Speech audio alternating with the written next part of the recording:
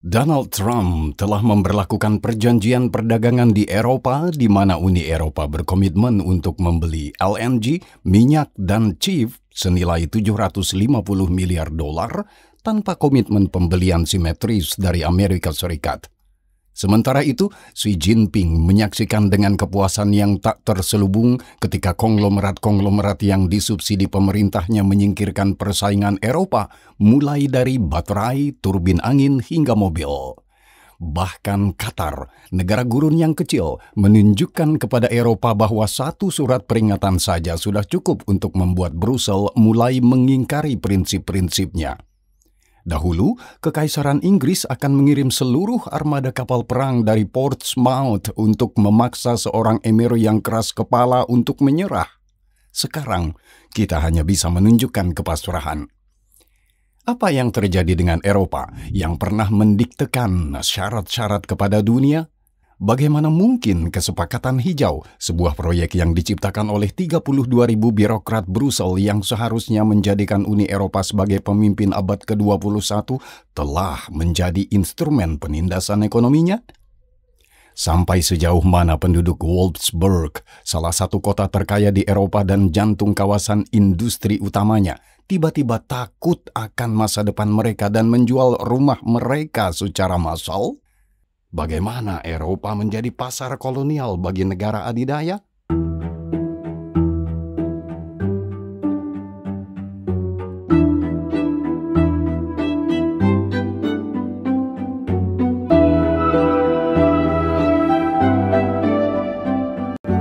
Di antara sekian banyak ember air dingin yang baru-baru ini menimpa Uni Eropa, satu ember air dingin dari Qatar sangat dingin.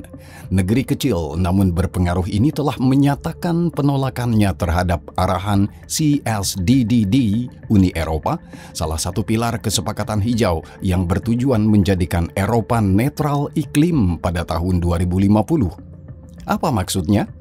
CSDDD, Corporate Sustainability Due Diligence Directive, mewajibkan perusahaan besar untuk memantau aktivitas mereka sendiri dan aktivitas mitra mereka dalam hal emisi, dampak lingkungan, dan kepatuhan hak asasi manusia. Hal ini berarti dokumentasi yang terperinci dan pelaporan yang ekstensif. Setelah protes, Komisi Eropa membatasi cakupan arahan tersebut. Mulai Juli 2027, arahan tersebut hanya akan mencakup perusahaan-perusahaan Uni Eropa yang mempekerjakan lebih dari 1.000 orang dan mencapai omset di atas 450 juta euro. Perusahaan-perusahaan kecil akan terhindar dari biaya yang di seluruh Uni Eropa akan mencapai 6,4 miliar euro per tahun. Perkiraan biaya untuk perusahaan yang tercakup adalah 220 juta euro untuk implementasi dan 760 juta euro per tahun. Masih cukup besar, mengingat kebutuhan untuk membentuk departemen pelaporan yang lengkap. Diasumsikan secara wajar bahwa karena perusahaan-perusahaan Uni Eropa menanggung biaya dan memenuhi kewajiban baru, mitra asing mereka pun harus menanggungnya. Jika tidak, mitra asing tersebut akan memiliki keunggulan kompetitif. Oleh karena itu, semua perusahaan dari luar Uni Eropa yang menjual barang atau jasa di wilayahnya akan dicakup oleh CSDDD jika omset mereka di Uni Eropa melebihi 1,5 miliar euro pada tahun 2027. Mulai tahun 2029, ambang batas tersebut akan turun menjadi 450 juta euro. Kondisi ini akan dipenuhi antara lain oleh Qatar Energy yang dikendalikan oleh Emir Tamim bin Hamad Al Thani yang mencapai laba bersih sebesar 27,9 miliar dolar pada tahun 2023. Bagi perusahaan sebesar itu, biaya pelaporan seharusnya tidak menjadi masalah. Namun di sisi lain, para pejabat Brussels mendapatkan kejutan besar. Dalam suratnya kepada Komisi Eropa tertanggal Mei 2025, Menteri Energi Qatar Saad Al-Kaabi menegaskan hal ini. Jika Uni Eropa tidak mengecualikan perusahaan-perusahaan Qatar dari arahan CSDDD, Qatar akan mempertimbangkan secara serius untuk mengalihkan ekspor LNG dan produk lainnya ke pasar yang lebih stabil dan bersahabat. Sikap ini, meskipun bernada diplomatis, tentu saja berawal dari inisiatif Emir Tamim bin Hamad Al Thani. Meskipun Qatar adalah negara seukuran Luxembourg, negara ini merupakan eksportir LNG terbesar ketiga di dunia setelah Amerika Serikat dan Australia, dan saat ini memenuhi 12 hingga 14% permintaan Uni Eropa untuk sumber daya ini. Sayangnya bagi Uni Eropa, Emir Al Thani tampaknya telah menghayati moto Presiden Theodore Roosevelt, "Berbicaralah dengan lembut dan bawalah tongkat besar, maka Anda akan melangkah jauh." Oleh karena itu, ia bersikap sopan kepada Brussels, tetapi tidak menyembunyikan bahwa tongkat energi yang ia pegang sangat tebal. Pada pertengahan abad ke-19, jika ada emir yang mengancam kerajaan Inggris dengan cara serupa, kapal-kapal perang pasti akan segera muncul di lepas pantai negaranya dan menembaki istananya hingga ia berubah pikiran.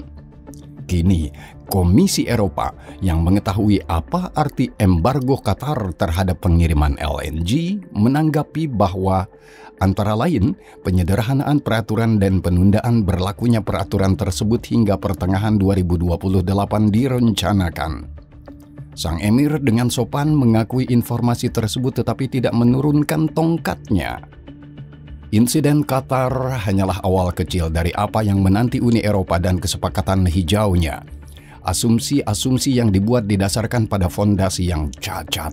Asumsi tersebut berasumsi bahwa berkat kekuatan ekonomi negara-negara anggota dan daya tarik pasar bersama yang besar, Uni Eropa akan mampu memaksakan aturannya kepada negara-negara dan perusahaan yang ingin bekerja sama ekonomi. Dengan demikian, seiring waktu, mereka akan mengadopsi aturan kesepakatan hijau Eropa seperti aturan mereka sendiri dengan menanggung biaya yang serupa. Sementara itu, Qatar yang kecil telah menunjukkan bahwa memiliki tongkat besar saja sudah cukup dan Uni Eropa menjadi tak berdaya. Uni Eropa tidak memiliki alat yang cukup mengancam untuk menegakkan kepatuhan terhadap aturannya sendiri. Setelah puluhan tahun terabaikan, potensi militernya terbukti sangat sederhana. Kapasitas komunitas untuk bertindak tegas hampir tidak ada. Kekuatan ekonominya juga semakin tidak mengesankan.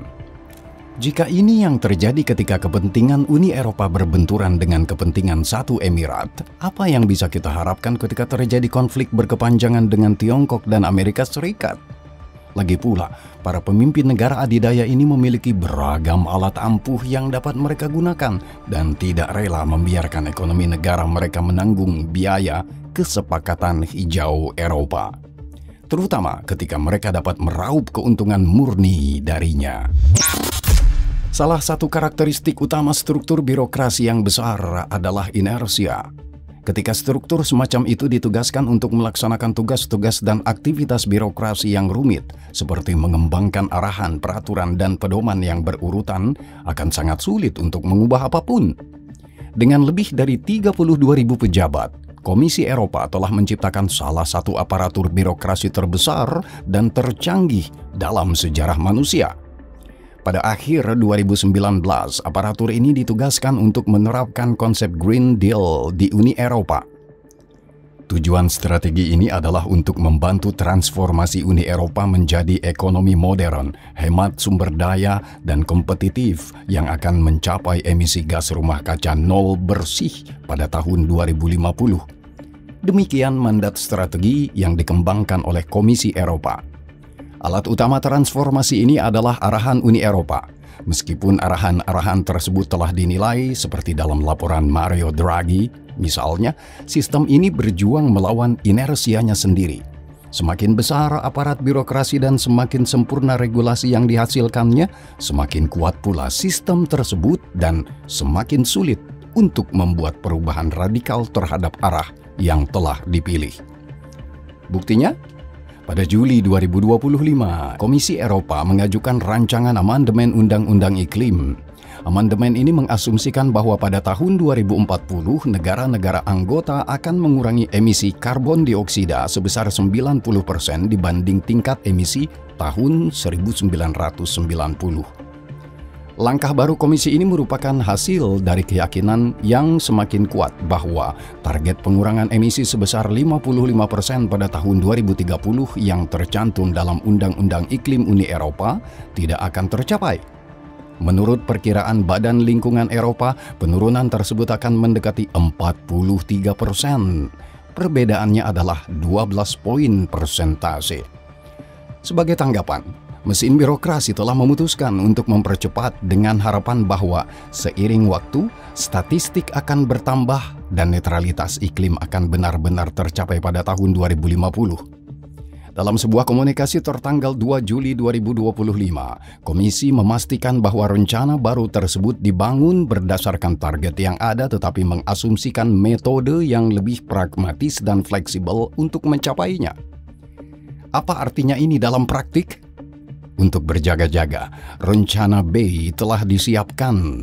Mulai tahun 2036, negara-negara Uni Eropa akan dapat mendanai proyek-proyek iklim di luar Uni atau membeli hak emisi alih-alih mengurangi emisi di dalam negeri. Hal ini akan mendorong perluasan pasar kredit karbon global.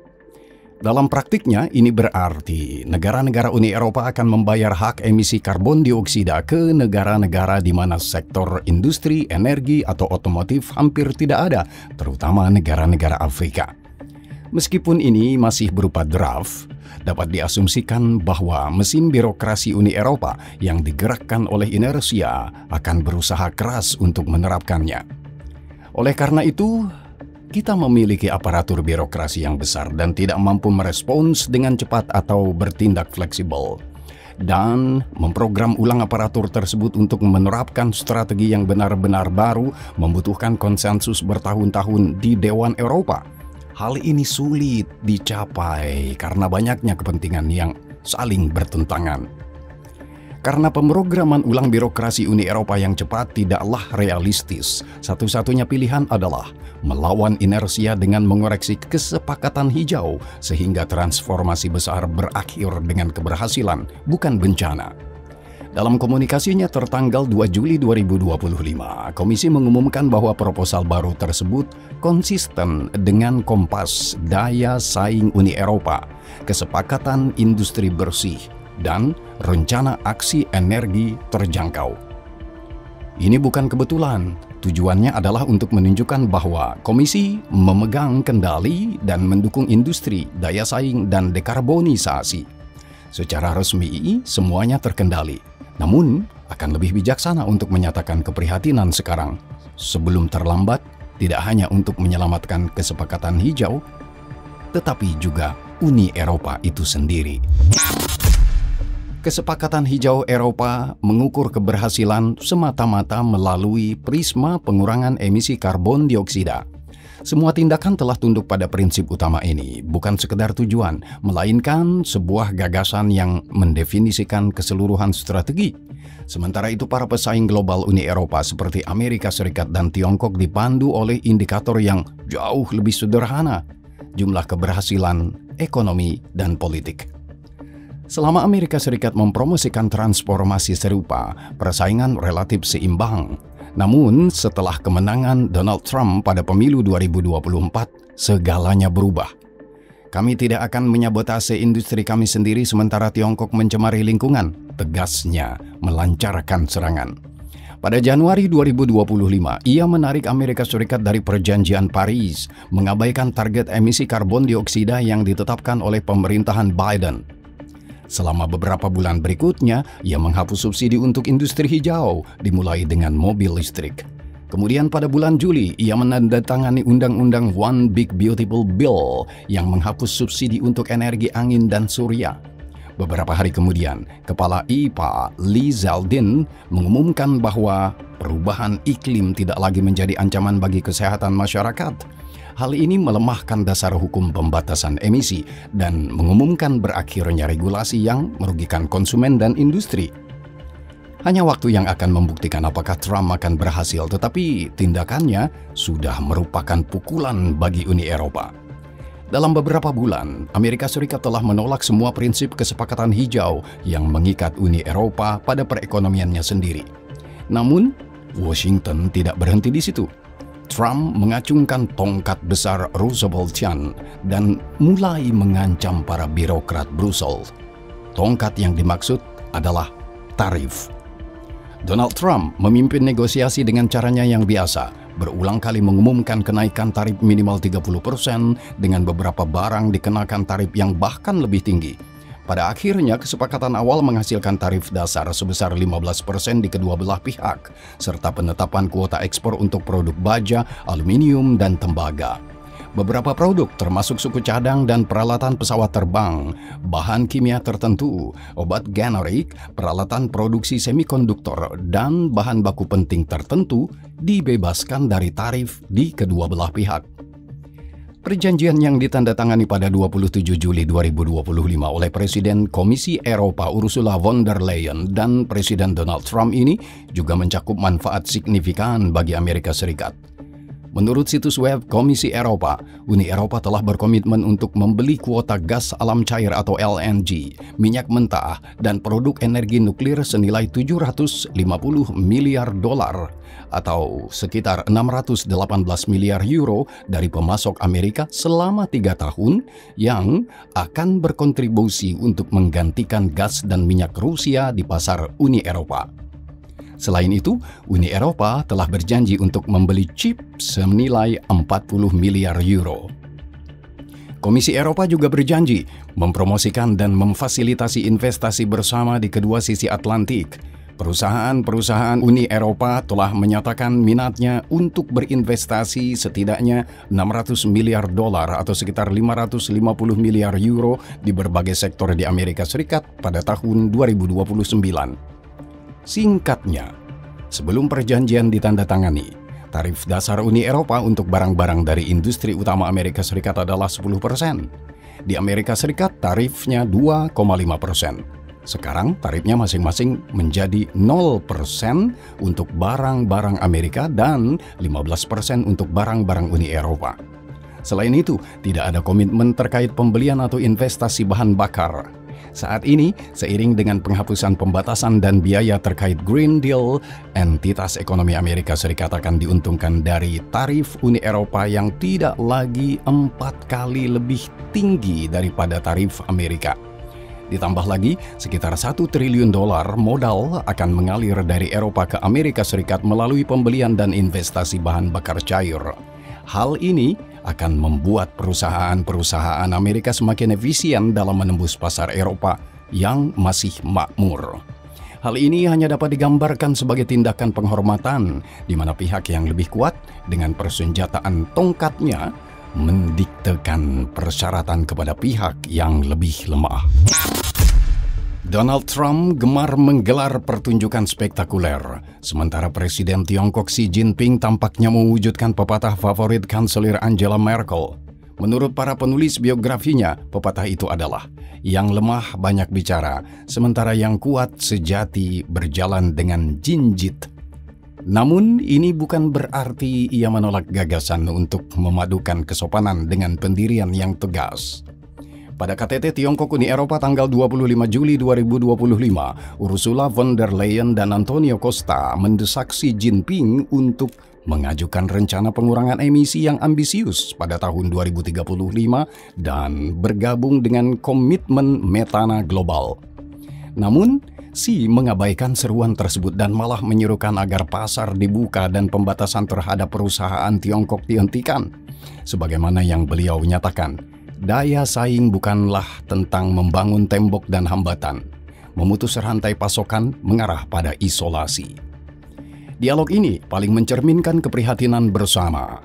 Selama bertahun-tahun, Uni Eropa terutama Jerman dan Komisi Eropa menyimpan harapan bahwa Beijing pada akhirnya akan mengadopsi aturan-aturan Eropa. Meskipun Xi tidak pernah menyatakan hal ini secara langsung, ia dengan lihai memberikan harapan.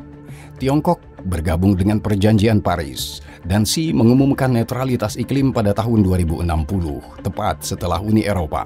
Namun, ia menetapkan bahwa Tiongkok akan meningkatkan emisi hingga tahun 2030 dan baru kemudian mulai menguranginya. Selama dekade terakhir, Tiongkok telah menginvestasikan sumber daya yang cukup besar dalam energi angin dan surya, memperkenalkan sistem perdagangan emisi karbon dioksida yang serupa dengan EU ETS dengan satu perbedaan utama. Tiongkok memiliki kendali penuh atas harga izin.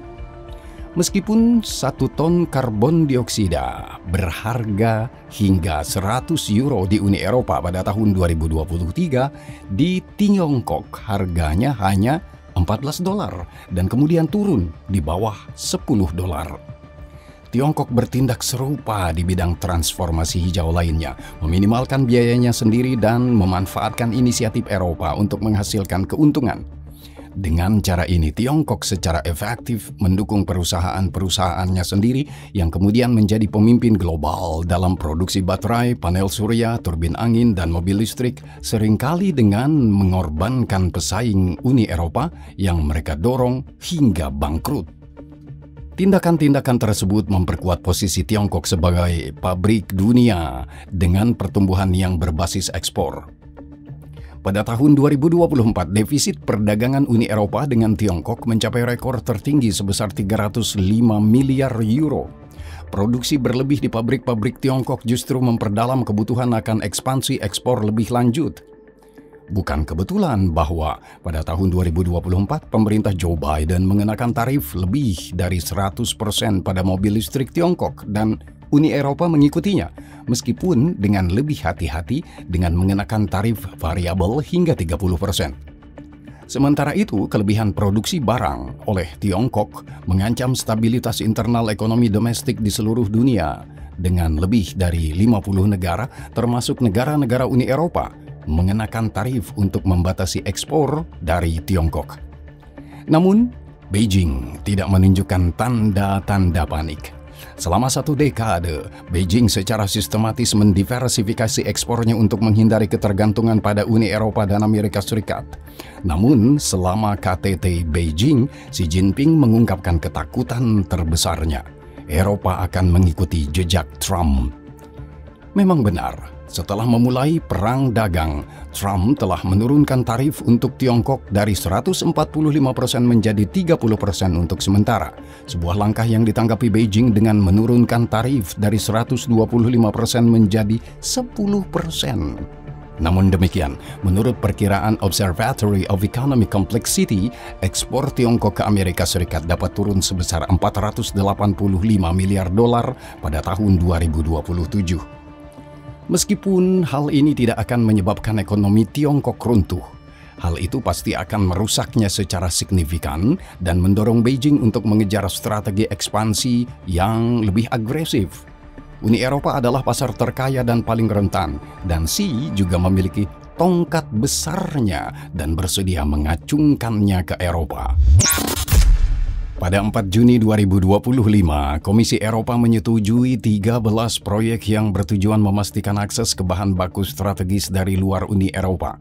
10 proyek berfokus pada lithium, nikel, kobalt, mangan, dan grafit yang krusial untuk memproduksi mobil dan baterai listrik.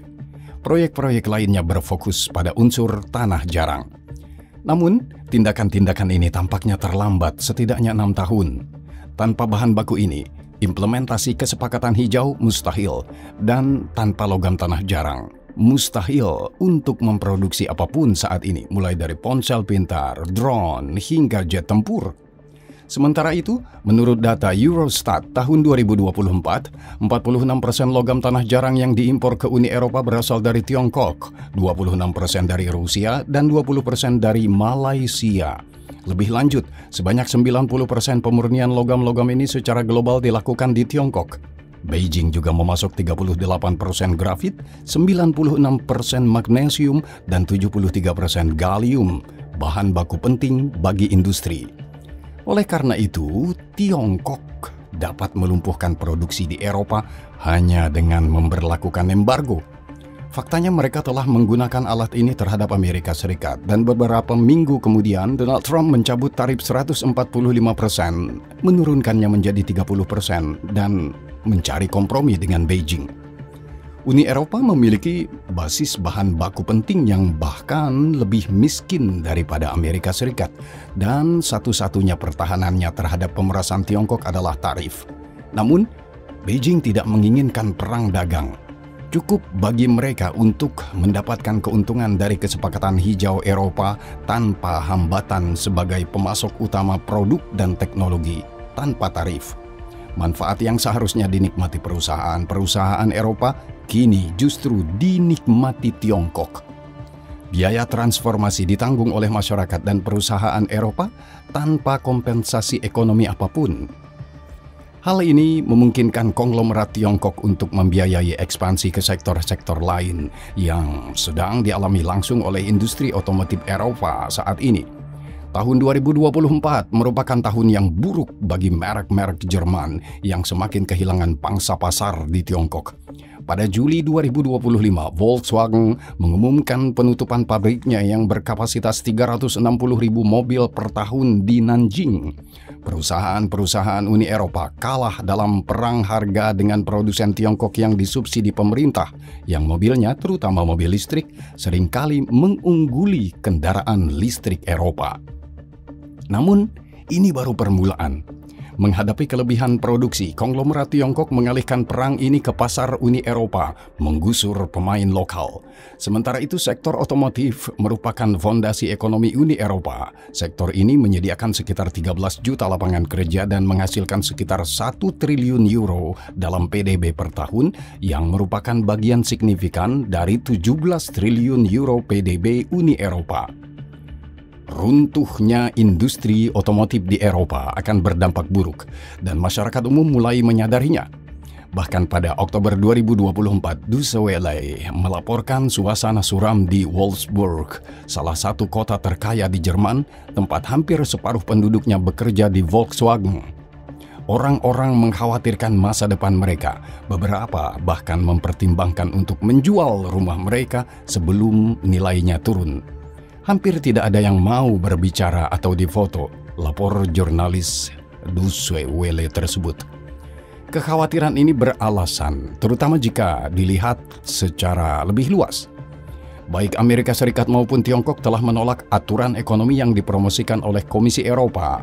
Mereka tidak mengabaikan transformasi energi, tetapi hanya mengembangkannya di tempat yang menguntungkan tanpa menanggung biaya kesepakatan hijau. Apa hasilnya nanti?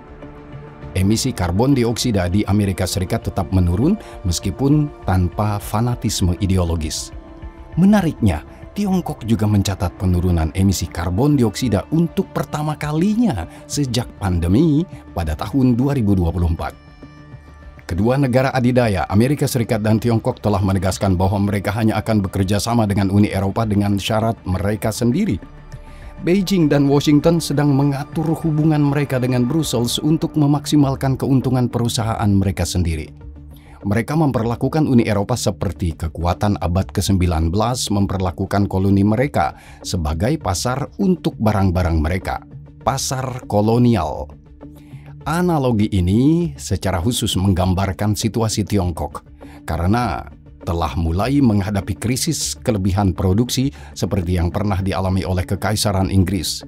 Oleh karena itu, kerajaan tengah harus mengekspor lebih banyak produk untuk keluar darinya. Hal ini memastikan mata pencaharian produsen dalam negeri dan memberikan stabilitas dan pembangunan bagi negara tersebut.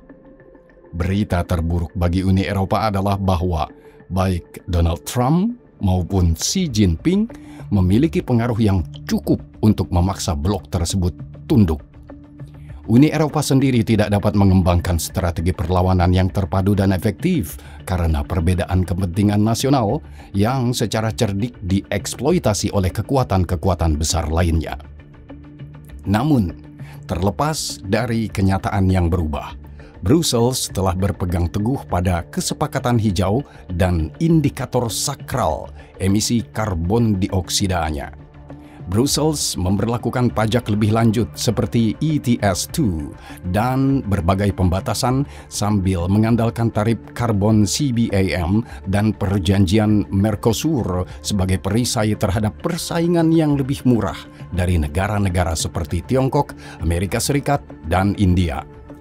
Namun tidak ada yang menjelaskan mengapa negara-negara ini tidak akan memaksakan perubahan seperti yang telah dilakukan Qatar dengan CSDDD. Juga tidak ada penjelasan mengapa perusahaan-perusahaan Eropa harus berhasil di pasar baru padahal mereka sendiri sudah gagal. Oleh karena itu, dalam beberapa tahun mendatang kita mungkin akan menyaksikan jerat yang semakin ketat di sektor ekonomi Uni Eropa.